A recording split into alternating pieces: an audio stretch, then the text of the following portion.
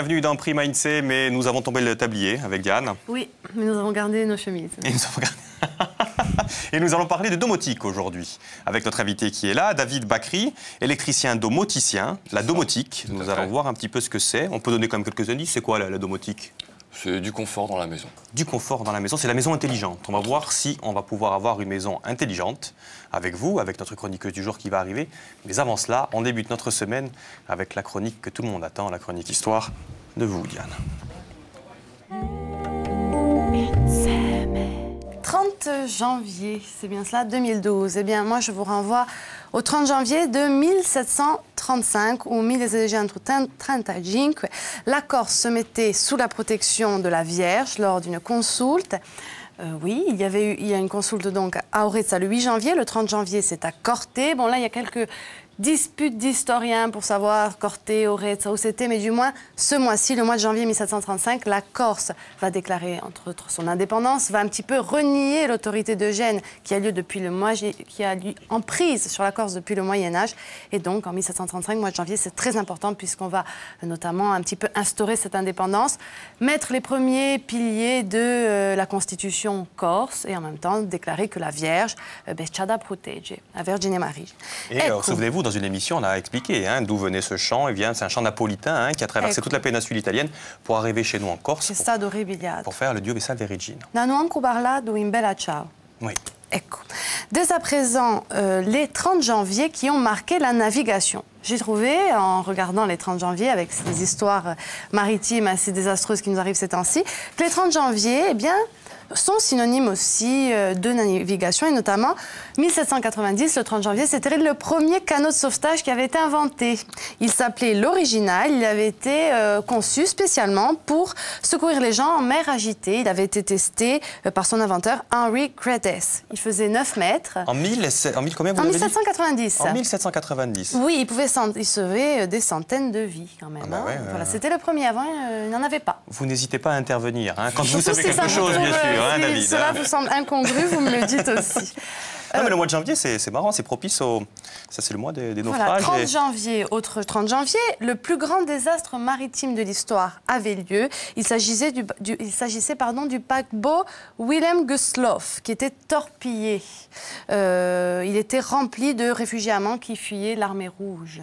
Voilà, c'était en 1945. Il y a eu plus de 9000 personnes, 9000 personnes pardon, qui sont décédées, dont 4000 enfants. On voit l'image là. On voit l'image. Elle est gaie, votre chronique? Alors écoutez, je n'ai pas dit, je voulais pas dire, mais c'est une catastrophe. Mais j'ai pas trouvé d'événement à part 2-3. On enchaîne. Eh bien, 30 janvier, toujours dans l'histoire, du moins ayant un rapport avec le milieu marin, le 30 janvier 2001, le dernier survivant masculin du Titanic décédait, nous quittait. Il s'agissait du philosophe Michel Marcel Navratil, qui s'éteignait à l'âge de 93 ans. Ah ouais. Voilà. Non, mais je pensais que c'est une femme. Voilà, le dernier... Non. Non, Alors écoutez, c'est 30 janvier 1933 maintenant, on quitte la mer et on va en Allemagne avec en 1933, le 30 janvier, Hitler qui devenait chancelier allemand. Mais 10 ans plus tard, en 1943, les troupes allemandes capitulaient dans la ville, vous le savez, de Stalingrad. Après la violente bataille de Stalingrad, on devrait en voir quelques images, notamment de la fuite des Allemands. Il y a quand même quelque chose à noter, c'est qu'Hitler, effectivement, il est devenu chancelier en 1933, mais il n'a jamais eu la majorité des voix. Il n'a eu que 44% des voix. On dit toujours qu'il a eu la majorité du peuple allemand qui a voté pour lui. C'est faux. 44% simplement. C'est déjà pas mal. Déjà beaucoup, beaucoup, évidemment. 1972 maintenant, toujours aussi gai, le 30 janvier, Bloody Sunday avait lieu à Londonderry. 13 manifestants étaient tués lors d'une manifestation qui luttait pour justement contre un petit peu la police britannique et ses façons d'agir et puis surtout un petit peu l'oppression des catholiques irlandais en Irlande du Nord. Et là, c'est un mur que vous pouvez trouver à Belfast en souvenir de ce tragique jour. Vous ne croyez pas si bien dire, parce que jeudi, on va parler musique, justement, avec un tribute to U2, et on va parler justement de cette chanson, Sunday Bloody Sunday. Oui, qui a été écrite par U2. Exactement, on va voir un petit peu comment on peut la jouer. Tiens, comment on peut imiter Sunday Bloody Sunday. Jeudi 1990, 30 janvier, un tout petit peu plus gai, mais pas trop. C'était la première ouverture d'un restaurant McDonald's en Union soviétique. Waouh! La chaîne ouvrait son premier établissement. Il y avait plus de 15 000 personnes qui ont quand même fait la queue en attendant de pouvoir déguster leur premier hamburger estampillé de la marque américaine. Ceci dit, j'ai du mal à réagir moi en début de semaine. Non, mais on parlait de rock de Sunday Bloody Sunday. Il y a un festival rock qui va se dérouler. Vous pouvez en parler? Non, avec plaisir. Vous pouvez réagir là. C'est l'occasion de faire un petit peu de Les promo. Dérives du Sud, 13, 14 et 15 juillet 2012, à Maresol, Pétrozel. Qu'est-ce qu'il va y avoir dans ces Dérives du Sud? Magnifique va y avoir, artiste. oui, il y a 6 groupes par jour. Donc il y aura la part pour les groupes locaux, la part pour les groupes émergents, puis des têtes d'affiche. Donc il y en aura, et très rock. YouTube, il y aura YouTube? Pas encore. Peut-être un jour, mais là on va privilégier en fait le côté francophone. J'ai entendu Archimède. Donc oui, Archimède sera là, il y a Archimède, il y a Louis Bertignac, il y a Deportivo, Jean-Louis Aubert. Sinsemilia. Peut-être. On ne sait pas. Parce que bon, on avait compris, il est domoticien, mais à ses heures perdues ou gagnées, je ne sais pas, de toute façon. Aussi, musicien. Et organisateur de festivals. Olympe va nous en reparler, je pense. Oui, on peut compter parce que sur c'est un peu votre copine, Olympe, hein, oui, pour tout à ce fait, truc. c'est ça, voilà. Nous aussi, c'est notre copine. Oui. 1998, toujours un 30 janvier, c'était le jour où le miel corse était classé AOC. Voilà, c'était en 1998 et peut-être qu'en 2012, nous verrons notre charcuterie. C'est pas gagné, ça. Mais oui, peut-être. C'est pas gagné. Allez, maintenant les décès. Avec encore donc une touche de gaieté dans cette chronique, avec 1661, Cromwell qui était décapité 2 ans après sa mort. Oui, eh bien parce qu'il avait, Cromwell, pendant sa vie, il s'était fait quelques ennemis, notamment menant une politique très dure, hostile, austère. Et donc, après sa mort, là j'ai perdu les noms vu que j'aimerais bien passer un petit peu sur tous ces événements tristes, eh bien oui, il va être exhumé et décapité 2 ans après sa mort par le fils de son opposant, qui est revenu au pouvoir. Terrible, hein? Voilà. Il a compris, là. Là, je pense qu'il a compris. Hein. Voilà. 1900, enfin, il a quand même sa statue qui trône devant Westminster sous Big Ben à Londres. Hein, donc son honneur a toujours été quelquefois rétabli. 1948, pour terminer, je vous promets avec les mauvaises nouvelles, c'était l'assassinat le 30 janvier en Inde du Mahatma Gandhi. Il était abattu de 3 coups de revolver par un fanatique hindou. Voilà, donc j'avais terminé cette chronique, je n'avais pas la raison, on n'avait pas de raison d'être. Il est temps. Mais je n'ai pas trouvé une seule raison de vous faire esquisser ne serait-ce qu'un sourire pour ce 30 janvier. Écoutez, vous êtes là pour voir un petit peu ce qui s'est passé. Si c'est pas passé des choses gays, il s'est pas passé des choses Non, gays. Hein. rien. On va pas inventer. On va pas les choses un petit peu plus gaies tout de suite. Donc, il y a Célia qui arrive.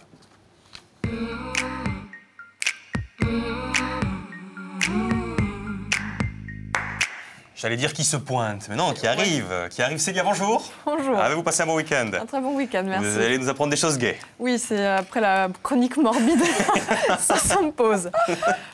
Alors, je voulais vous demander, si je vous dis C3PO, vous pensez à quoi? C3PO. Bah, c'est le robot dans Star Wars. Ah, quand même, merci, on vous a soufflé, hein, je l'ai entendu. Non, j'ai une culture Oui, Star Wars, cinématographique. la menace fantôme, on le voit à l'image. Donc, c'était le droïde qui était construit par Anakin Skywalker. C'était le doré, hein? C'était le doré, oui, c'était son compagnon R2D2. R2D2, voilà, le petit robot ovoïde. Donc c'est un robot intelligent qui a été reformaté par le héros pour aider sa mère dans les tâches ménagères. Donc si je vous parle de C3PO, ce n'est pas à l'occasion de la sortie de Star Wars en 3D, même si on pourrait parler des techniques qui deviennent vite compliquées quand on veut adapter la 2D à la 3D, mais ce n'est pas le sujet du jour. Donc en fait, je voulais attirer votre attention sur une avancée technologique dont le cinéma s'est déjà emparé depuis quelques années, hein, quand même, c'est-à-dire les robots intelligents. Donc, en fait, aujourd'hui, il y a des recherches qui sont effectuées dans des laboratoires, notamment ceux du CEA, c'est-à-dire le Commissariat d'énergie atomique, pour fabriquer des robots auxiliaires de vie. Oui, parce qu'on s'est aperçu que d'ici peu de temps, 35% de la population européenne aurait plus de 60 ans. Donc, on va avoir certainement besoin d'aide. Exactement. Ça vous fait rire, mais Oui, c'est vrai. c'est pas gai, hein? Enfin, quoique oui, remarque. Pas triste non plus. Non, c'est pas triste, c'est vrai. C'est la vie. C'est la vie. Pour ouvrir les oursins, ça serait bien. Aussi, oui, c'est une possibilité. Donc, Et donc, face à ce constat, 35% des Européens ont plus de 60 ans. C'est énorme. Donc, qui va prendre soin d'eux? On peut dire les automates à la rescousse. Donc, c'est un marché qui est vraiment en train de se développer, et c'est un marché qui pèse quand même 18 milliards d'euros. Donc, c'est quand même énorme. Donc ces robots, qu'ils soient montés sur roulette ou alors qu'ils soient anthropomorphes, c'est-à-dire qu'ils ressemblent en fait à un être humain. On se souvient par exemple de Fukushima, la catastrophe. Là, on en voit. C'est pas celui de Fukushima, hein, mais on se souvient de Fukushima. En fait, les robots qui ont été filmés, les réacteurs, puisque en fait personne ne pouvait aller voir ce qui se passait. Donc sans aller si loin, mais ça c'est un exemple. Aujourd'hui, on a vraiment des compagnons, des robots qui investissent le quotidien, oui. voilà, et qui sont des aides à domicile. Donc les laboratoires en fait sont en train de travailler sur 3 axes pour développer ces robots. On a le premier qui s'appelle computation morphologique, le second simplexité et le troisième sentience. Donc ce sont des mots qui ne sont absolument pas français. Ce sont des nouveaux mots. Ce sont des nouveaux mots. Qu'est-ce que ça veut dire computation Alors c'est un terme barbare en fait qui désigne le mimétisme morphologique pour faire avancer un robot au lieu de le monter avec sa propre imagination. En fait les chercheurs se calent sur la morphologie humaine. Donc, la simplexité, c'est quoi ? Pour faire avancer quelqu'un. La simplexité, en fait, c'est le système biologique, c'est faire réagir le robot par des stimuli, tout simplement. Et la sentience ? Et la dernière définition, en fait, c'est la capacité d'associer les perceptions, en fait, que le robot ait la conscience de soi et des autres, et qu'il arrive, en fait, à anticiper et lire les émotions d'un être humain pour pouvoir l'aider ou autre chose. Ça c'est la théorie. On va voir un petit peu quand même, puisqu'on va essayer dans notre quotidien. Vous prenez notre quotidien, mais on n'arrive pas trop à savoir dans notre quotidien comment ça peut nous aider. Donc vous êtes allé... Alors, David, je le connais un petit peu, puisqu'il m'a permis d'aller visiter une maison qui est équipée en domotique. Et je tiens à ajouter que la domotique, c'est pas quelque chose de nouveau et c'est pas de l'ordre du futur. Ça fait 20 ans que ça existe. Mais pour mieux comprendre ce que c'est, on va faire une petite visite.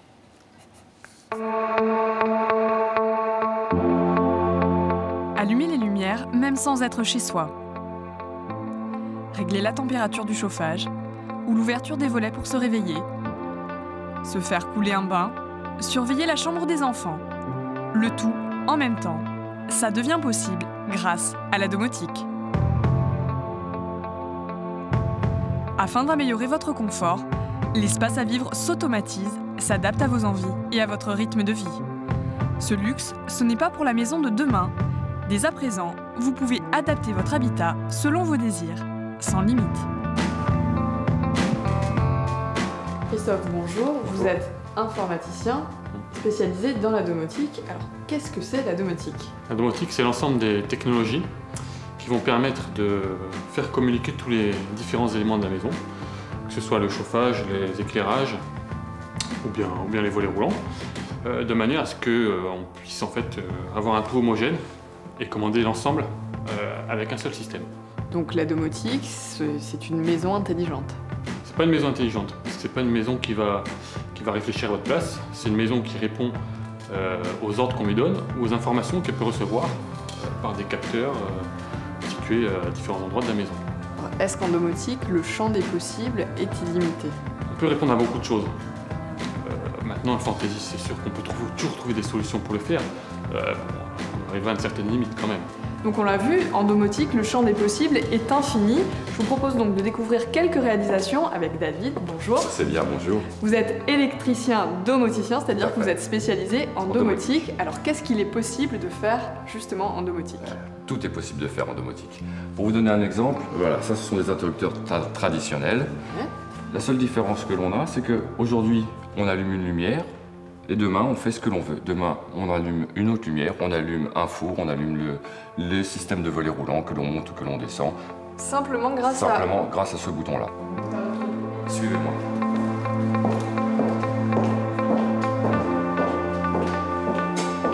Est-ce que vous pouvez me donner un exemple de ce qu'il est possible de faire grâce à cette tablette ? Oui, bien sûr. Avec cette tablette-là, on va pouvoir commander déjà toute l'électricité de la maison, mais on va pouvoir mettre en place, avec l'éphéméride, l'éclairage, l'allumage et l'extinction des lumières en fonction du soleil, pareil pour les volets roulants et pareil pour tous les automatismes qu'on va pouvoir greffer sur la maison.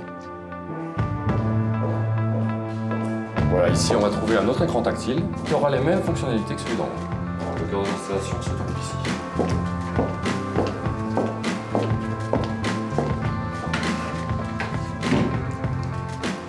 L'électricité traditionnelle, vous allez avoir ce tableau-là.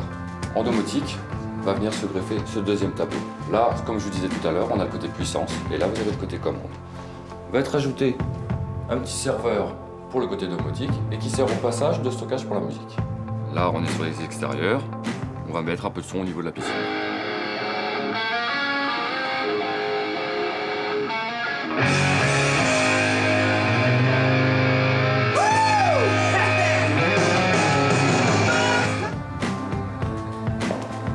Et on va pouvoir mettre du son dans le salon maintenant. Sécurité, confort, gestion d'énergie et audio sont les 4 fonctions principales de la domotique. Un luxe difficile à chiffrer, la conception se faisant à la carte. Mais bonne nouvelle pour le porte-monnaie, ce type d'installation permet d'alléger les factures d'électricité. Une autre façon d'apprécier le confort. Magnifique, on est chez vous là, Non, David? on est à Agosta là. On est à Agosta, dans une maison une maison témoin. Non, c'est une maison oui, on la montre de temps en temps, en effet, mais elle est à un client, elle appartient à quelqu'un et voilà, elle est terminée. Donc lui, il a fait appel à vous, vous faites partie d'une entreprise et il a dit voilà, moi je veux une maison intelligente, c'est la demande qu'on fait. C'est particulier, en fait, ça va répondre à des besoins bien particuliers et à la demande de chacun. Donc les demandes peuvent être différentes et le travail peut être différent aussi. Donc c'est vraiment particulier à chacun. Il faut s'y prendre dès la construction. On ne peut pas le faire en route ou après. On peut le faire après.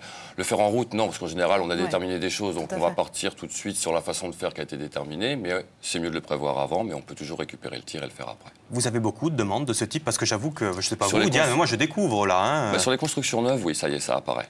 Ah bon? Ça commence à venir, tout à fait. Les gens ont peur encore par rapport au côté rénovation, mais ça fonctionne très bien aussi. Alors, Célia, vous vous régalez, vous, dans vos reportages. Hein, vous parlez de domotique et environnement. C'est bon pour l'environnement. Expliquez-nous pourquoi. Oui, en fait, la domotique, c'est un outil qui permet de gérer les dépenses énergétiques et maîtriser sa consommation en fait, en électricité. Aujourd'hui, il y a des normes en matière de construction qui imposent la gestion vraiment de la dépense énergétique. Et par exemple, aujourd'hui, ça va être obligatoire de couper le chauffage lorsqu'on ouvre une fenêtre. Pareil pour la climatisation. Et la domotique, ça permet de faire ça, justement. Un autre exemple avec l'éclairage. Si vous quittez une pièce, vous avez des détecteurs de présence qui vont couper l'éclairage. Quand on n'est pas là, si ils ne vont pas allumer pour là. rien. Tiens, il y a une question là. La consommation d'énergie, excusez-moi, je lis votre question. Non, allez-y. Est-elle plus importante avec la domotique? Donc vous êtes en train d'y répondre, c'est ça hein, Absolument pas. C'est la consommation en termes électriques, vous m'arrêtez si je dis des bêtises, hein, mais c'est exactement la même chose que n'importe quelle autre installation, ou en tout cas équivalente. Par contre, ça permet de faire des économies, puisque vous pouvez couper quand vous n'êtes pas là, vous pouvez vraiment gérer.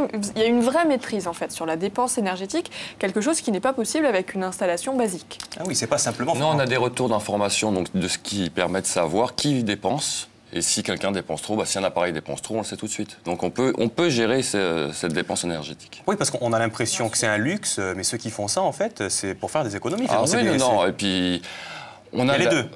C'est plein de choses. On a des nouvelles technologies dans les voitures. On est habitué à avoir de la nouvelle technologie, de la technologie embarquée dans nos voitures. On l'a pas à la maison. Ça, c'est la même chose. C'est tout simplement toutes les technologies qui sont dans la maison et qui apportent du confort. Alors justement, il y a 4 fonctions principales, si j'ai bien suivi le reportage. La sécurité, le confort, l'audio-vidéo, la gestion énergétique. La gestion énergétique, on vient d'en parler. La sécurité. On a les alarmes dans un premier temps. Vous avez les caméras IP qui vous permettent de savoir... si quelqu'un arrive, ça vous envoie un petit SMS sur votre téléphone portable pour vous dire la caméra s'est déclenchée, il y a quelqu'un. Donc vous savez... Il y a quelqu'un autour, dans la maison, il y a autour de la maison à proximité de la caméra qui s'est déclenchée.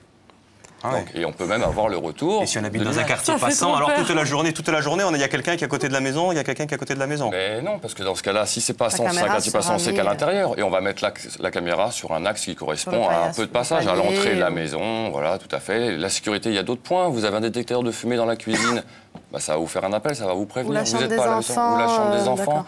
On peut tout récupérer. À partir du moment où ça a le même moyen de communication, d'accord, on peut faire l'information. La convergence des techniques de l'électronique, du bâtiment, les automatismes et l'informatique et les télécommunications. Il y a une vraie convergence et c'est mis au service du bâtiment en fait et des gens. Alors la solution, on va parler du coût, je pense. C'est cher ou c'est pas cher? Il paraît que la solution la moins onéreuse, c'est sans fil. Expliquez-moi. Alors, un petit peu. Déjà, dans l'idéal, c'est travailler justement avec du filaire, pas avec du sans-fil. Le sans-fil, c'est un supplément. On va s'en servir en supplément. Mais le mieux, c'est le filaire. Niveau coût, non, c'est différent. Sur une installation électrique, si on prend la même chose, si on fait la même chose sur une électricité traditionnelle avec de l'électricité en domotique, on va être sur un surcoût qui est très léger. de 15 à 20%. Mais le but du jeu, si c'est pour faire de l'électricité traditionnelle, on reste sur l'électricité traditionnelle, on ne va pas en domotique. Alors on a bien compris que la domotique c'est basé sur la mise en réseau de différents appareils électriques. Des périphériques, tout à fait. Pardonnez-moi, j'imagine qu'il y en a un qui commande, non? C'est lequel? Ah, Il y a non, bien un appareil qui commande? Oui, mais dans ce cas-là, c'est toujours des outils que vous allez vous rajouter. Ça va être via des logiciels, principalement. Des logiciels ou des boutons qui sont intégrés comme un simple interrupteur. Donc on peut choisir son téléphone, parce que on peut choisir son téléphone, vous aviez une espèce d'ail, je ne sais pas quoi, on dit pas la marque. Non mais voilà une tablette, non mais simplement une tablette. Pardon. En fait, il y a une intelligence qui est centralisée. Voilà, tout à fait. Voilà, qui va piloter tout le reste. Et alors le téléphone portable ou la tablette tactile, etc., c'est comme une commande voilà, pour fonctionner à distance. C'est un accès de commande, voilà. Voilà, il y a un boîtier qui va centraliser toutes les fonctionnalités de la maison, alors que ce soit l'électroménager, la télé, hall cinéma, musique, lumière, chauffage. À volonté, vous pouvez mettre n'importe quoi du moment que c'est automatisé. Et le téléphone, par exemple, par le réseau téléphonique, ça vous permet de piloter à distance. Mais ça peut être aussi le réseau Internet. Voilà, il y a beaucoup de choses. La collection... Qu'est-ce qu'on vous demande le plus souvent d'ailleurs comme Alors le côté multimédia apparaît beaucoup, parce qu'en général c'est un bon loisir. Donc ça c'est le côté loisir de la domotique et ça les gens apprécient. Et c'est vrai que on va sonoriser une pièce. On va sonoriser une pièce, on va faire des home cinéma, on va ramener la télé avec une connexion Internet et un partage des dossiers dans les chambres. Vous allez avoir des télés qui sont connectées. Qu'est-ce que ça veut dire le home cinéma? Parce que home cinéma, moi aussi j'ai un home cinéma et pourtant chez moi c'est pas. Voilà, y a pas de domotique, vous allez regarder quoi un home cinéma avec donc un bel écran, avec derrière un ordinateur qui va gérer le film. Comme ça vous pouvez commencer à le regarder dans le salon, le finir de le regarder dans votre chambre. Ça avec une qualité très haute définition. Il y a de la haute définition, il y a de la très haute définition. Si vous faites un home cinéma, vous allez partir sur la très haute définition. À l'heure actuelle, des nouveaux écrans avec des nouvelles technologies sont en train de sortir, existent déjà aux États-Unis, arrivent sur nos marchés dans les mois qui viennent. Donc on va arriver sur de la très très haute définition. Et là, ça nous permet d'avoir un vrai cinéma chez soi. En fait, ce qui est merveilleux, c'est que... Attendez, excusez-moi, il y a une question, on n'arrive pas à la lire. Oh, je n'ai pas eu le temps de la lire, excusez-moi, il y avait peut-on la remettre, s'il vous plaît? Oui, alors, y a-t-il des applications possibles en matière de santé? Alors, sur tout ce qui est handicapé, principalement, on peut apporter des améliorations quand on coffre. On peut allumer les lumières à distance, on peut avoir de la communication avec l'installation électrique, comme le système de chauffage, encore une fois, où là, on va pouvoir commander tout ça très facilement.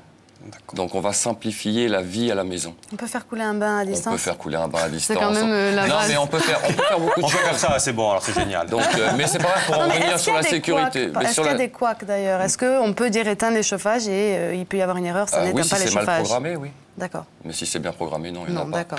Non, mais pour en revenir à la sécurité, vous êtes absent, vous avez fait tourner une machine à laver, elle tombe en panne, elle se met à déborder, ça va couper l'installation, ça va vous couper l'arrivée d'eau. Pas de dégâts des eaux. Et vous n'aurez pas de dégâts des eaux. Il y a une question SMS. C'est un sujet qui passionne, j'ai l'impression, puisqu'il va y en avoir une autre. Oui, une question SMS qui devrait arriver incessamment sous peu. J'ai l'impression que non. Donc on va rester sur... Pour en revenir dans l'audio, ce qui est possible de faire aussi, c'est que vous êtes dans une pièce, vous écoutez quelque chose, vous êtes dans une autre pièce, vous pouvez soit écouter la même chose pour votre mari, mais par contre pour les enfants, dans une autre pièce, vous allez programmer une petite musique pour les endormir, et puis, je ne sais pas, pour vos parents, de la musique classique et du rock sur la piscine. Mais ça, vous pouvez le gérer dans un seul et même endroit. C'est qui le gère? Parce que c'est le chef de famille où il y a la femme... Tout le monde peut faire. En fait, il y a plein de profils. Ça, c'est multi-room. Et après, en fait, le profil va être adapté à la demande. Est-ce que c'est ludique? Est-ce que c'est facile? Oui. Une petite question. Que se passe-t-il en cas de panne d'électricité? On reste enfermé. Mais comme partout, s'il n'y a plus d'électricité, ça ne marche plus. On meurt. Ça, voilà. Normal. Donc, non, quand même pas. On peut ouvrir la porte. Non, on peut ouvrir la porte, oui. Non, mais en effet, vous n'avez plus d'électricité, il n'y a plus rien qui fonctionne. Mais comme aujourd'hui, si vous n'avez pas d'électricité, vous n'avez plus de télé non plus. Non, mais on revient, c'est ludique. C'est-à-dire, parce que j'ai du mal à matérialiser les choses. Bon, il y a le chef de famille qui a son téléphone qui téléguide tout. Il y a quelqu'un d'autre, la femme, elle y a accès aussi? Bien sûr, avec son téléphone. Avec son téléphone. Si on lui donne l'autorisation.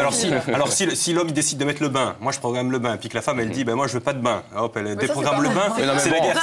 C'est comme ça au quotidien. Oui mais c'est pareil, c'est comme au quotidien et si vous prenez un interrupteur, vous allumez la lumière et que vous arrivez derrière pour la réallumer. Bon, c'est pareil, on est dans le même principe, donc non il suffit de s'entendre. Mais quand on parlait du son tout à l'heure sur le multi-room, c'est pas difficile, c'est vraiment la possibilité à chacun de commander soit l'ensemble de l'installation, soit seulement une partie, à des volumes différents ou identiques sur la même musique ou sur des musiques différentes et aller piocher le même morceau à des instants différents et en même temps. Donc et les enfants, ils y ont accès? Bien sûr. Après, Est-ce que si on me vole mon téléphone, est-ce que si on vole mon téléphone portable, on peut tout régler chez moi alors du coup à la limite? Ben non, parce qu'il y a un code sur votre téléphone normalement. Donc il n'y a que vous qui avez accès à votre téléphone. Vous n'avez pas de Même aller téléphone encore qui vous plus permet loin, de... vous avez de la reconnaissance biométrique, c'est soit avec l'œil, soit avec l'empreinte digitale, soit avec la voix. Enfin, voilà, il y a plein de choses possibles. Il y a encore beaucoup de choses possibles qu'on va même vérifier ici en plateau, parce que vous avez bien compris que là, on vient de faire la partie théorique, mais dans la deuxième partie de l'émission, enfin le côté pratique, avec un aspirateur qui va nous nettoyer tout le plateau sans qu'on bouge, Et ça, je sais que ça vous fait plaisir, les filles, et nous aussi d'ailleurs, et nous aussi. Donc dans 5 petites minutes, on va voir les aspects pratiques de la domotique, concrètement, là, en plateau avec vous, avec d'autres exemples assez flagrants. Vous ne bougez pas, David, vous avez encore plein de choses à nous apprendre. Célia aussi, elle a encore énormément de choses à nous apprendre. Et nous, on a encore beaucoup de choses à apprendre. Je vais me faire couler un bain, moi. Envoyez d'ici, là. Tiens, on envoie le bain pour envoyer un texto. Le mieux, c'est d'appeler sa compagne, dire fais-moi couler un bain aussi quand elle est à la maison. Allez, Le mec, attendez, là, c'est que je sais ce machisme.